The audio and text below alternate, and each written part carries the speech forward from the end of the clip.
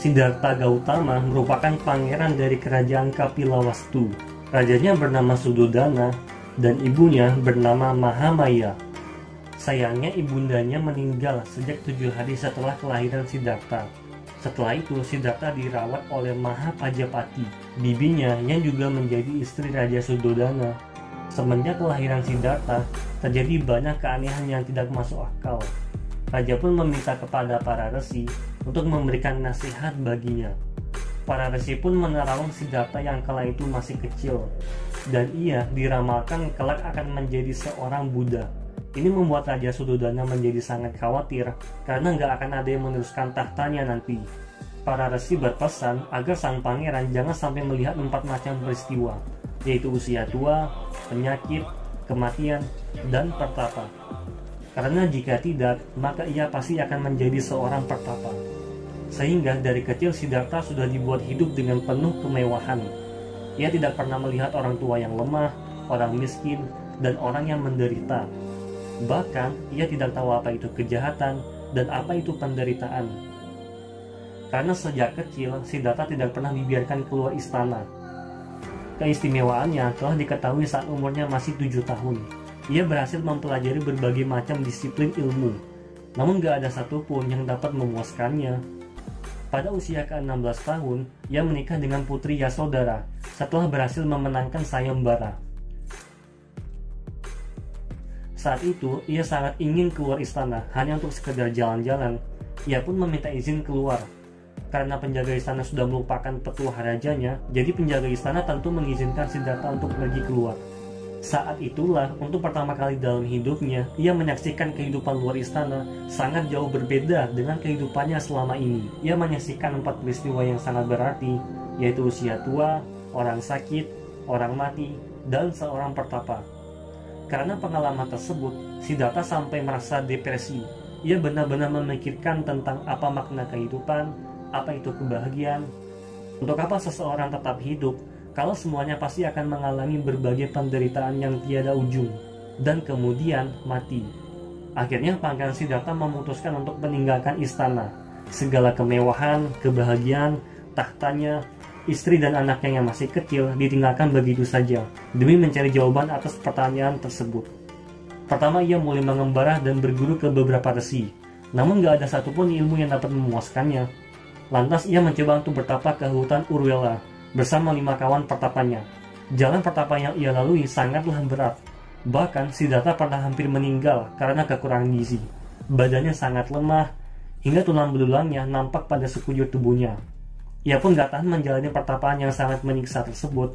Akhirnya, ia memutuskan untuk pindah bertapa di bawah pohon Bodhi. Siddhartha telah memantapkan diri tidak akan pergi meninggalkan tempat itu sampai menemukan jawaban kehidupan. Dan akhirnya ia berhasil mencapai pencerahan sempurna pada usia ke-35 tahun, tepat setelah menjalani 6 tahun masa pertapaan yang sangat menyiksa. Ia mulai dikenal sebagai Sang Buddha Gautama atau Buddha Sakyamuni, Tathagata, Sugata, Bhagawa, dan masih banyak julukan lainnya.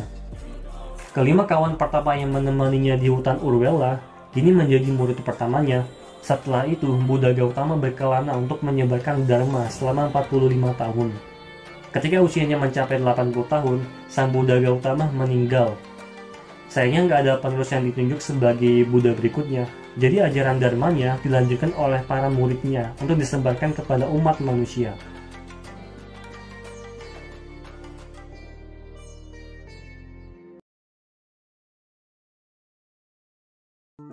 Ajaran Buddha awalnya hanya berupa komunitas spiritual kecil yang gak punya power dalam politik dan finansial, sehingga penyebarannya menjadi sangat lambat. Agama ini mulai dikenal oleh masyarakat ketika kepemimpinannya Asoka, seorang raja termasyhur sepanjang sejarah India, dijuluki Devanampiya, artinya yang dicintai para dewa, sekaligus salah satu dari 100 tokoh paling berpengaruh sepanjang sejarah manusia. Ia berasal dari Kekaisaran Maurya. Asoka sebelumnya beragama Hindu, kemudian ia masuk agama Buddha setelah menaklukkan wilayah Kalingga secara kejam. Ini karena banyak bukti bahwa Asoka itu adalah raja yang cukup haus akan darah. Setelah menyesali perbuatannya yang keji, sang maharaja memutuskan untuk meninggalkan kekerasan dan menyebarkan ajaran Buddha. Ia membangun ribuan stupa, wihara, dan pilar-pilar sebagai bentuk penghormatan dan mengajak orang-orang untuk mentaati Dharma. Asoka juga membangun jalan-jalan dan rumah sakit di seluruh negeri. Pada masa pemerintahannya, ia sangat berfokus melakukan perubahan besar-besaran pada bidang keagamaan, bukan hanya untuk India, tapi untuk dunia. Ia memiliki hubungan yang sangat erat dengan Kekaisaran Yunani, sehingga terjadi sinkretisme antara ajaran Buddha dan filsafat Yunani. Meskipun ini juga berarti buruk, karena budaya Hellenisme cukup merusak masyarakat India, bahkan sampai mengacaukan urusan politik dalam kerajaan.